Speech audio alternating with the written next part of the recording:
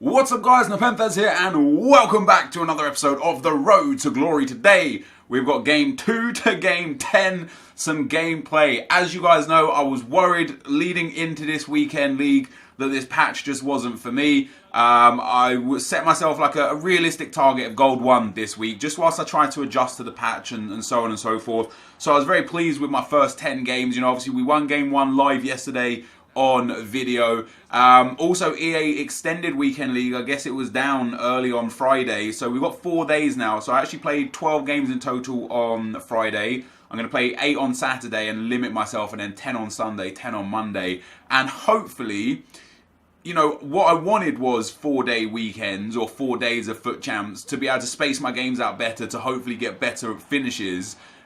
This weekend, coincidentally, because of the new patch, I'm not playing as good FIFA as normal, so that just went out the window for me.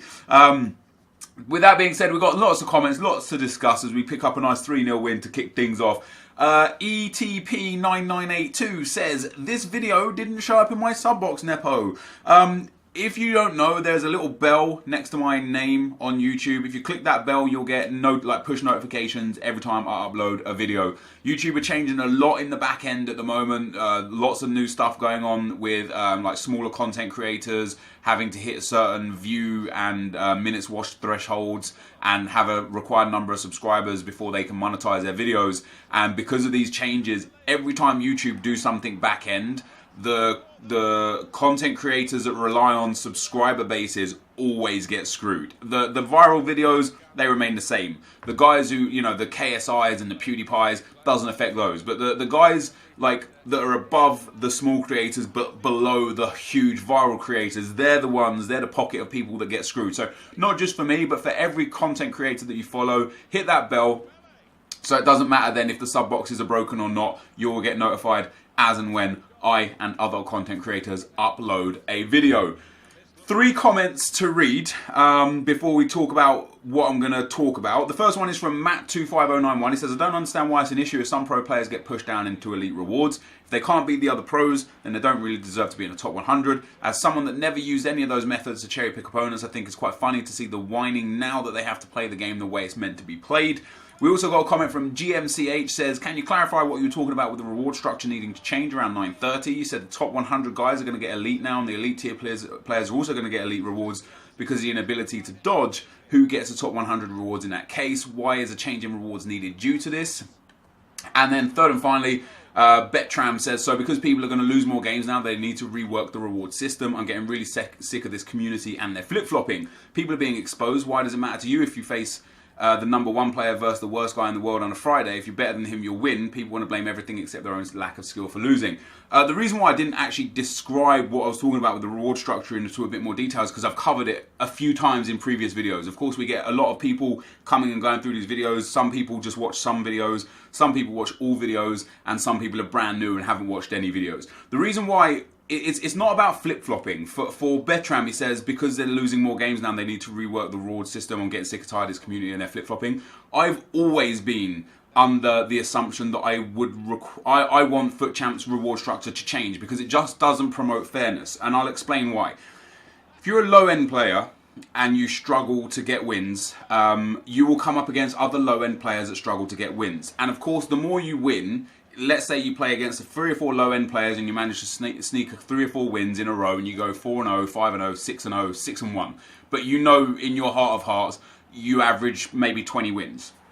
So on this occasion, you get to 6-1. Now, of course, you're going to start playing a few more tougher opponents, but the scenario is at that low level, there are so many low-level players compared to the high-level players, and I think squad battles is a testament to that, the fact that Elite 1 is 1% of the people in squad battles. I think that's a very structural way to look at FUT Champs as well. If you imagine Elite 1 as 1% and Elite 2 as 4% and Elite 3 I think is 9%, I could be mistaken.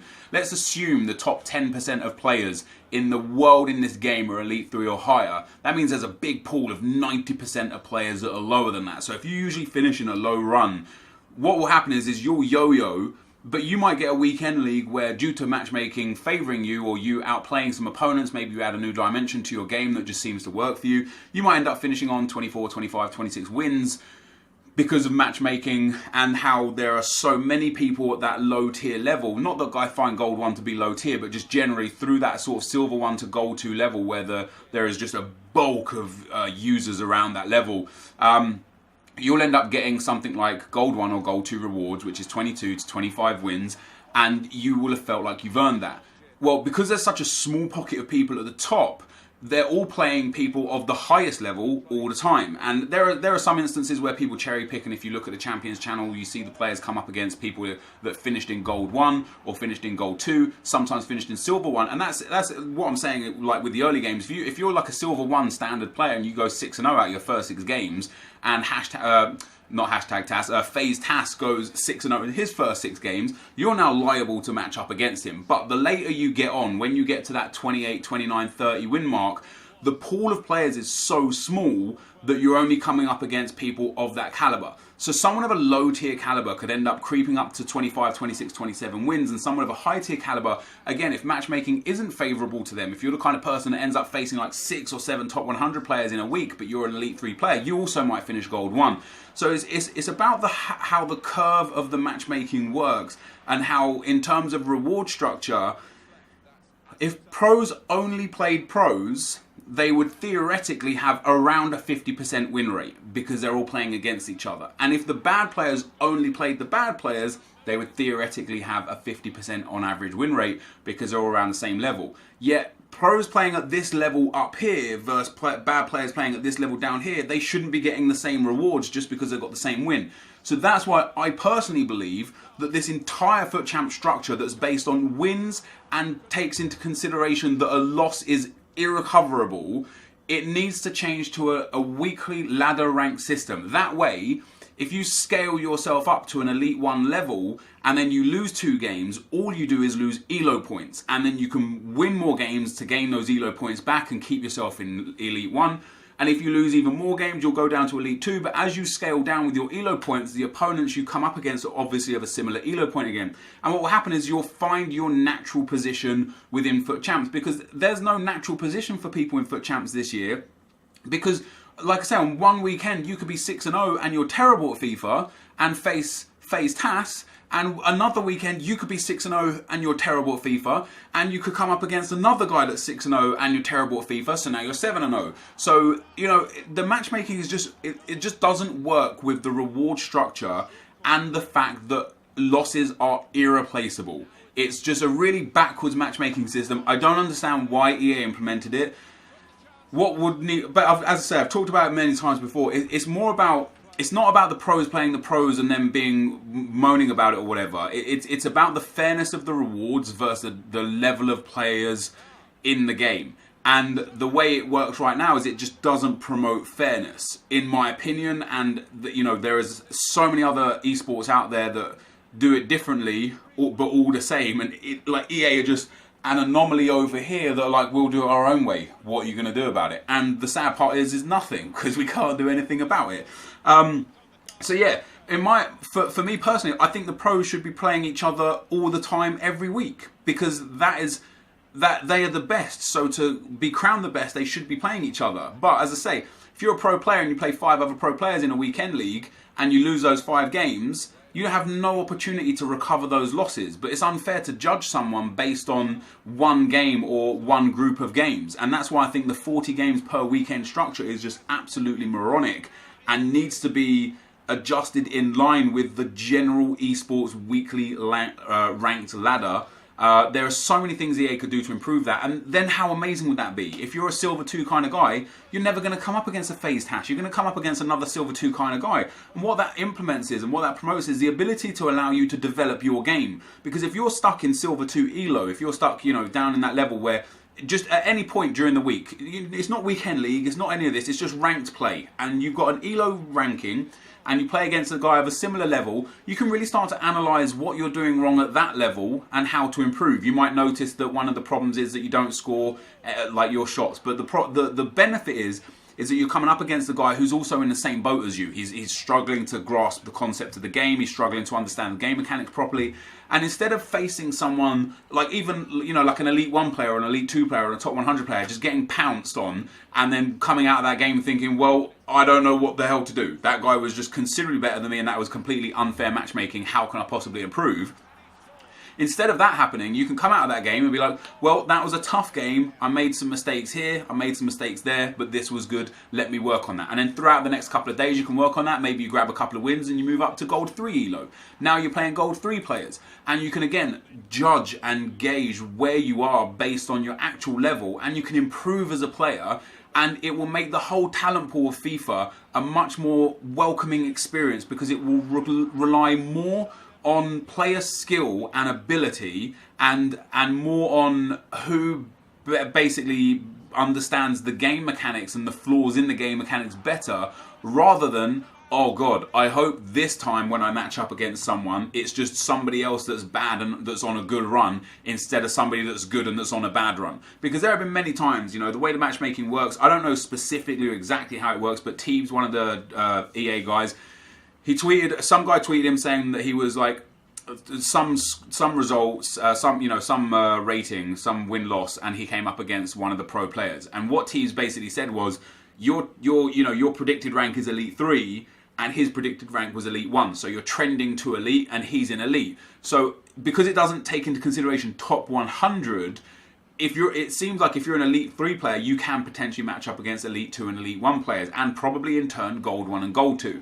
So on the occasions where me personally, I've had a bad run, usually on my Saturdays, and this is usually why I go up, down, and then up again, right? It's because the first 10, 15 games, the pool of players is so vast, so wide, that to be 8-0 isn't necessarily difficult because there's so many tens of thousands of people playing that have 3, 4, 5, 6, 7 wins, and that it's easy to match up against those. Once you hit that one point where you're like 10-2 or 11-3 or 12-4 or 15-4 or 15-3, that's when you're going to be coming up against somebody else who's 15-3, and at this point it's not, they haven't lucked their way to 15-3 via matchmaking, right? So this is where then those tough games start coming in. But the more you lose, so when you start losing those tough games, hey, on the weekends that I don't lose those tough games, I get really good results. But on the weekends that I do lose those tough games, that's when my projected rank drops back down to Gold 1. If we think about what Teeb said and the fact that the one guy was trending to Elite 3 and he played a guy who was effectively Elite 1 even though he was a pro player, then that means Elite 1 can play Elite 3, and that's probably the scope of Elite 3 is probably Elite 1, 2, 3, Gold 1, 2. So a nice rounded bubble, efficient, quick matchmaking, not necessarily the fairest thing in the world. So for me, again, on those good weekends, I might be, 25-3 or 25-4, and I come up against a guy who's in the Gold 1, Gold 2 territory and is 25-12, and he just shouldn't be matched up against me, and I get an easy victory. But on those weekend leagues where matchmaking doesn't favour me and where I do come up against really, really strong opponents and I do struggle to win, and I go from something like, multiple times I've been 17-3. Like last weekend, I was 17-3 last weekend, and then I was 20-8. And that's because I was just coming up against monster player after monster player. I couldn't hold my nerve, I bottled a lot of games and ended up losing a lot of games. But once I got to 20-8, that put me back down to projected rank of Gold 1. Once I got back down to projected rank of Gold 1, the kind of players I was coming up against, you could just feel the shift in ELO immediately. I went from playing against super teams with icons and red cards, meta formations, meta players, correct chem styles, immediate switches in formation at the start of the game, to coming up against people with Danny Rose with a basic chem style and Anthony Martial at left forward but as a left mid, so on 4 chemistry, and you could just tell the difference in player. So it's not that the rewards need to be changed or the structure needs to be changed because the pros are complaining. It needs to be changed because it's an idiotic system that doesn't promote fair play, and I think that's wrong, and that's what I'm lobbying for. I'm not lobbying to benefit the pro players, I'm lobbying to benefit the FIFA scene as a whole. So hopefully that made some sense. Joe Boy says the patch has ruined the gameplay. It's a joke. Gameplay is so different to what it was before. I don't necessarily think it's ruined the gameplay. I would just like to understand it more. I need a weekend league and maybe a couple of weekend leagues to just really find out the inner workings of what's changed and try and understand what's changed so that I can adapt to it. And then when you get used to this new gameplay, it might be that it's actually better than what we had before. It's just different right now. And people immediately like see different as wrong. You know, you make one different change and everyone's all of a sudden like, oh, this is terrible because it's not exactly what you've just spent 3 months getting used to. And that again is something silly for EA. You know, this is a qualifying month. They've released a patch the day before FUT Champ starts, 3 to 4 months into a game, 4 months into a game that people have become accustomed to, and they just switch it all up. It's like, it's just so silly. It's just so silly. It doesn't make any sense to me. And there was another comment as well.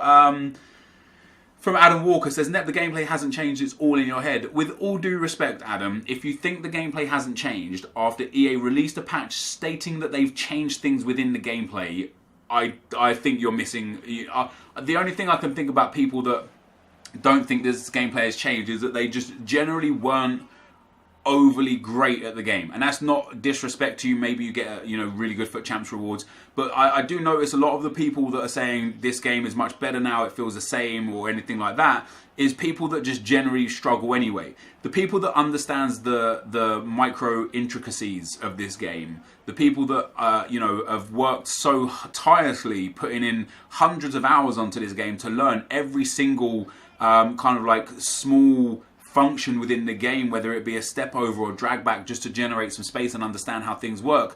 Those are the guys that really understand and can interpret when gameplay has made a small change that to them makes a big difference, but to other people makes no difference. For me personally, I could feel it and see it clear as day that they've changed the way passing and ball control works. I feel like they've changed something in the game to change that.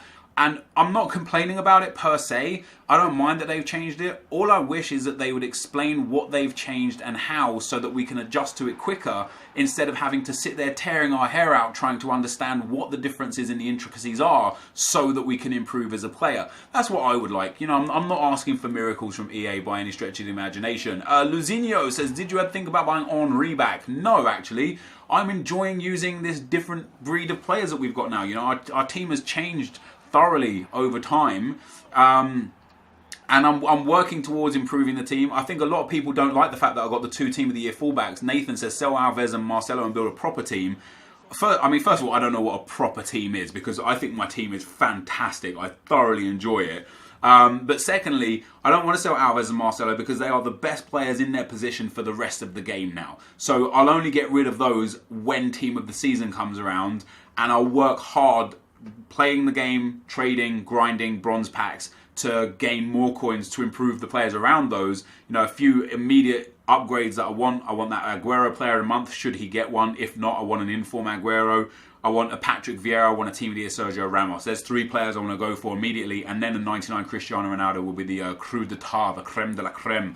But anyway, guys, we end up finishing 9-1 after our first 10 games. The game that I lost, I was 2-0 up and had 2 great opportunities to put that game to bed, and I fluffed them, but I'm still super happy after the way that I've been playing this week to be 9-1 after 10 games. This is going to be the end of the gameplay. Let's go live. Alright guys, so 10 games in and we've found ourselves 9-1. I'm super happy with the way I've been playing. I figured a lot of things out really quickly over these last few games, over these first 10 games. I could potentially be 10-0. Game 9 was the one that I lost. I went 2-0 up. I missed 2 really good opportunities to make it 3-0, and I could sense my opponent was on the verge of rage quitting. He was jumping in with slide tackles. He was just all over the place defensively. Unfortunately, I missed a simple chance. He countered me, pulled it back to 2-1, and then I started panicking. You know, I literally was like, oh God, I could have been 3-0, it could have been game over. And I started thinking about the win instead of about the game at hand. And I mentally slipped in that game. So that was pretty sad, that I could have won that. But there were also 2 games in there that were just against really strong opponents. Very strong. I won one of the games 7-6 in extra time. I went 2-0 up, 4-2 up, 5-4 down in like the 84th minute, pulled it back to 5-5, 6-4 down, 6-5 down in like the 88th minute, pulled it back to 6-6, and then won in extra time. So I think 9-1 is probably a fair reflection. If it was even 8-2, I'd probably say, yeah, 8-2 might even be a fair reflection, because there was 3 or 4 just exceptionally tough games. I'm interested to see the stats of the players. I don't want to look at the stats just yet. Obviously, this is kind of how we line up, so we can look at it like this. We actually line up in the 4-2-3-1 narrow, exactly like this. This is how this team lines up, just like this. For the player performances, Modric has been amazing. And again, he just does really well. Considering he's played a lot of games at CDM, the fact that he's got 97 goal contributions, actually this isn't how the team lines up. I apologise. I've been using 4-1-2-1-2 again. I tried the first game, the game that we played live in yesterday's video, I started that game in the 4-2-3-1 and it just wasn't feeling right. So I switched to the 4-1-2-1-2 and I came back and won that game. So I've actually been playing like this. So Modric is playing at that centre mid role, 40 goals, 40 assists and 57 goals in a 106 games. Kevin De Bruyne is still banging in the goals and assists there, 85 and 48 from 106 games. Fernandinho is fantastic for me in at CDM. Obviously doesn't contribute much by way of goal scoring because he's not for that area. I'm very interested to see how I've done with these three guys. Off the top of my head, I feel like Aguero has been the better of the three players. I don't feel like Neymar has been involved much at all. So I'm excited to see how his stats are, because if he's got really good stats after me feeling like he hasn't been involved, that's good news. So we'll start with Heung-min Son. He's got 7 goals and 5 assists in 10 games. That's actually that's better than I thought. I'm happy with that. That's a good return from my cam. We move on to Neymar. He has got, he's got a lot of assists. He's got 11 assists, but he has only got 4 goals.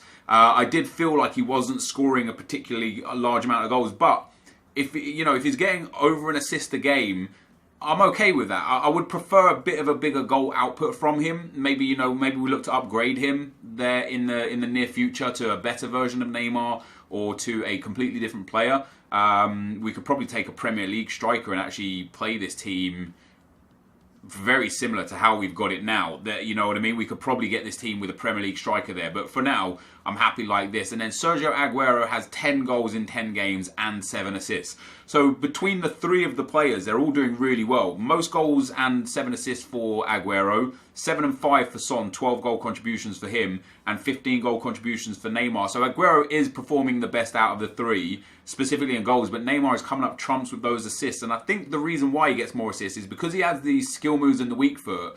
I'm able to create the space with him by beating the defenders with skill moves and ball rolls and such. And then Aguero is the guy that gets into the space for the finish. So I suppose though that partnership up top is really good. I'm extremely happy with this team. I saw a few comments in the comment section saying that this is a bad team and this isn't as good as previous teams I've had and such. Although it may not visually look like a better team, because we had Thierry Henry, we don't anymore. We had Cristiano Ronaldo, we don't anymore. We had Patrick Vieira, Ruud Gullit, Rijkaard, Lothar Matthäus. We don't have these players anymore. I get that, the icons have gone. I've still got a lot of players that I used to use and I don't use anymore, and that's like the likes of Kimmich, Matuidi and Benatia, and Rui Costa now as well, and the Herrera thrown in there as well. So there's 4 or 5 players that I've had a lot and used a lot that I don't use anymore. But for me, Marcelo, Modric and Fernandes is considerably better than what we've had before. Dani Alves is great. He doesn't get involved much in terms of goals and assists, but he's a workhorse. I really enjoy his card. And Thiago Silva is phenomenal. I mean phenomenal. I was worried, I've said this before, I was worried at how the impact of having 2 short centre-backs was going to bother me, because I've got a 5'10" in Fernandes and a 6 foot in Silva, so I don't have like a giant at the back like a Boateng at 6'4" or a Bailly at 6'2". But the pace on these guys and the reactions on these guys, it just makes them, honestly, just phenomenal. Like the pace of Fernandes, 89 sprint speed, 85 acceleration, perfect defending, perfect physical. It's a really strong defence, and all goals conceded usually come from my own mistakes or AI mistakes. It's very rare that I actually truly get outplayed, or so far in these 10 games, I've always made like an error with a second man press or a lunging tackle or something that's caused me to concede the goal. So these guys, when called upon, do their jobs perfectly. Obviously, I would still like to upgrade. It would be nice to upgrade Thiago Silva to an icon centre-back. It would be nice to be upgrade Fernandinho to a Patrick Vieira style player. It would be nice to be upgrading Neymar to a Cristiano Ronaldo and Aguero to a R9 Ronaldo. That would be a dream. But we're working towards that dream now. We're getting back towards that. And this team will get better and better as the weeks and months go on. It is now, by the time you're watching this, ones to watch is already out. I'm hoping to be able to make a little bit of profit off some of the cards that I've got. Maybe some of these informs, the Arias inform there, maybe these 85s and 84s and 83s. If there's an untradeable ones to watch, just like an 83 rated squad, I will do one. And we'll see what we get. If we get something big, that'd be great. If we don't, then too damn bad.